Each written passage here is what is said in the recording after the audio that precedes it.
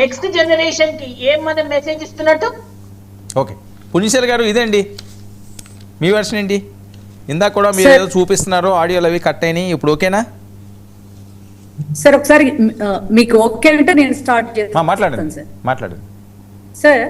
ఒకసారి ఇప్పుడు నేను అల్టిమేట్ గా మాట్లాడేది, ఇప్పుడు మహిళలందరూ కూడా ఎవరమైనా కూడా ఏ పార్టీలో ఉన్నా, ఏ పార్టీ అధికారంలో ఉన్నా, ఎవరమైనా సరే ఒళ్ళు దగ్గర పెట్టుకుని మాట్లాడవలసినటువంటి బాధ్యత పొలిటికల్ గా ఉన్నప్పుడు గౌరవం ఇవ్వాలి, గౌరవం పుచ్చుకోవాలి.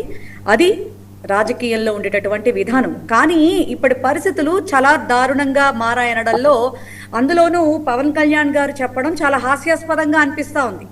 ఎందుకంటే ఎన్నిసార్లు మాట్లాడుకున్నా కూడా వారి మాట తీరైనటువంటి విధానం, ఎన్నో వీడియోస్ మన దగ్గర ఉండటం జరిగింది సార్. నేను అనే మాట ఏంటంటే, నేను మీకు క్లియర్గా వివరించాను. నేను ఎప్పుడైతే విజయవాడలో ఒక కాపు సామాజిక వర్గానికి సంబంధించినటువంటి ఒక యువ టోర్నమెంట్ ద్వారా బూడిదైపోతే, ఆ బూడిద ఆ కుటుంబానికి కూడా ఇవ్వలేనటువంటి పరిస్థితుల్లో మరి ఈ యొక్క ట్రాప్ ప్రభుత్వం రంగం సిద్ధం చేసిన దాంట్లో మాత్రం ఎటువంటి అతిశయోక్తి లేదు సార్. It's a true.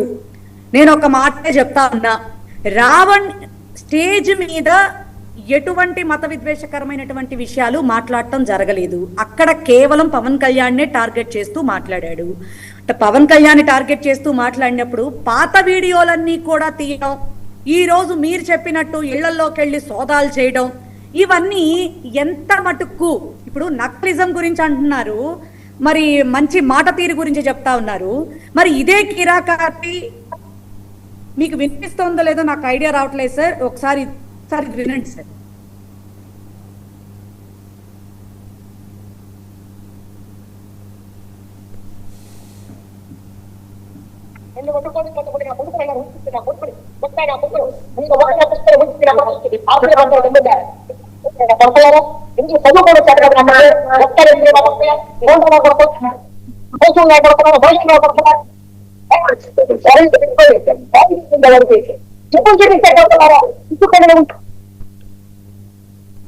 ఇప్పుడు చెప్పండి సార్, ఏం కొడకల్లారా? ఎవరికి అతను ఫాదర్ అని చెప్పని వైసీపీ వాళ్ళందరినీ పట్టుకొని మరి జగన్మోహన్ రెడ్డి గారిని సైతం కూడా మరి నోటుకొచ్చినట్టు మరి వాగేటటువంటి ఈ వీడియోలో ఉన్నటువంటి కిరాకార్పిని ఈ 2 ఏళ్లలోనేగా మాట్లాడింది. మరి అతని మీద ఎందుకని చర్యలు తీసుకోవాలా ఇంత మటుకు?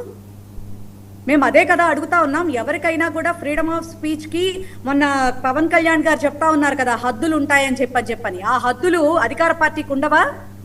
మరి పంతం నానాజీకి లేవా హద్దులు? చెప్పండి సార్. గాలి భానుప్రకాష్కి లేవా? 2000 ఇస్తే ఎవరి దగ్గరికైనా అన్నట్టుగా మాట్లాడారు మా రోజమ్మను పట్టుకొని. అలాంటి వాళ్ళకి ఏం లేవా? చెప్పండి. ఇంకొక మాట కూడా చెప్తా ఉన్నాను సార్, మీకు ఇంకోటి కూడా చెప్తాను సార్. ఇప్పుడు పెద్ద పెద్ద దైవాన్ని ఆరాధించేటటువంటి స్వామీజీలు రావణ్ గురించి మాట్లాడినటువంటి మాటలు కూడా మీకు వినిపిస్తా. ఒక్క నిమిషం. మెట్లు పెట్టుకుని మంచి కండువాలు వేసుకుని సనాతన ధర్మాల గురించి మెట్లు కడిగో లేకపోతే ఎక్కువ వచ్చి మీరు చేసేటువంటి పనులు సరే మంచిదే, కానీ మీరు అర్థం చేసుకోవాల్సిన ధర్మం యొక్క తత్వంలో ఏముందని అర్థం చేసుకోవాలి. మీ మంత్రివర్గంలో ఉన్నటువంటి కాశీనారాయణ క్షేత్రం కూలిపోతే ఒక్క చిన్న మాట మీ నోట్లో వెళ్ళాం.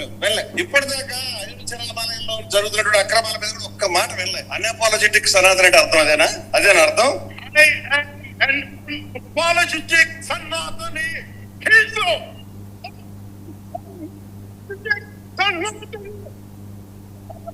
సనాతన అంటే నంతరం వాళ్ళని కాలు పెట్టి తొక్కడం.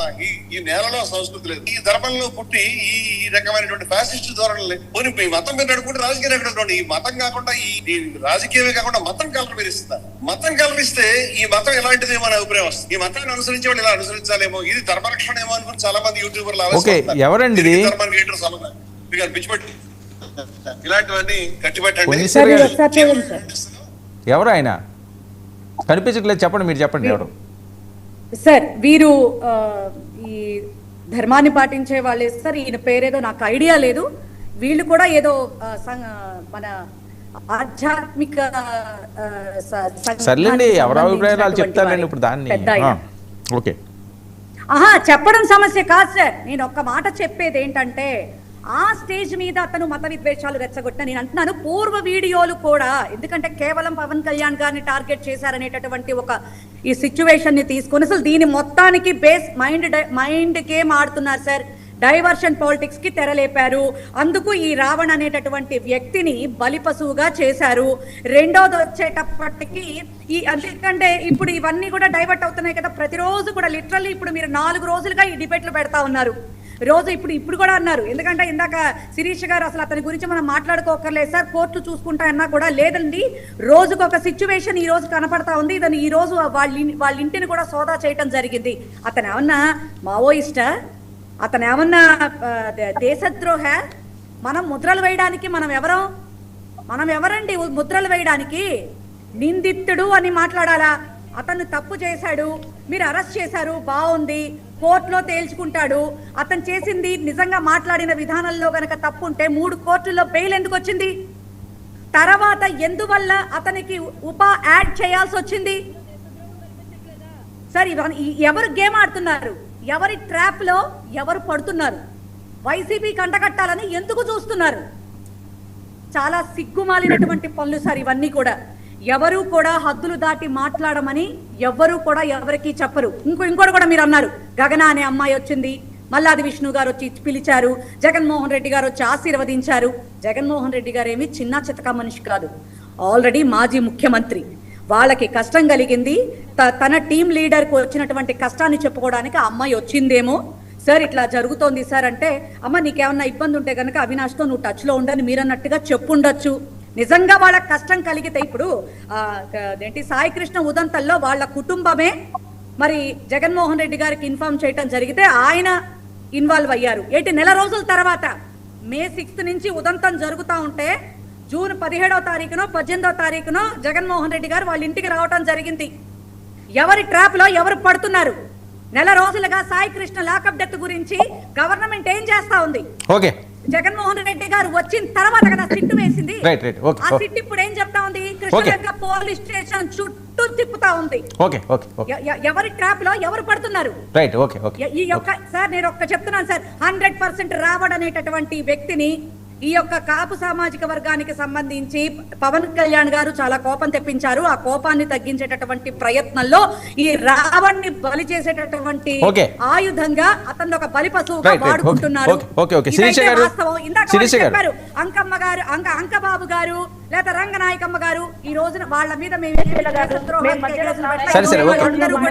బయటే ఉన్నారు సార్, బయటే ఉన్నారు సార్, వాళ్ళంతా కూడా బయటే ఉన్నారు. ఈ పిల్లాన్ని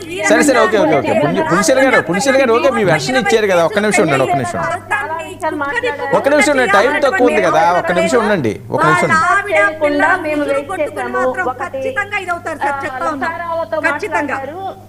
ఒక్క మాట నకారాలతో లా కొడుకులని మాట్లాడారని పుణ్యశీల గారు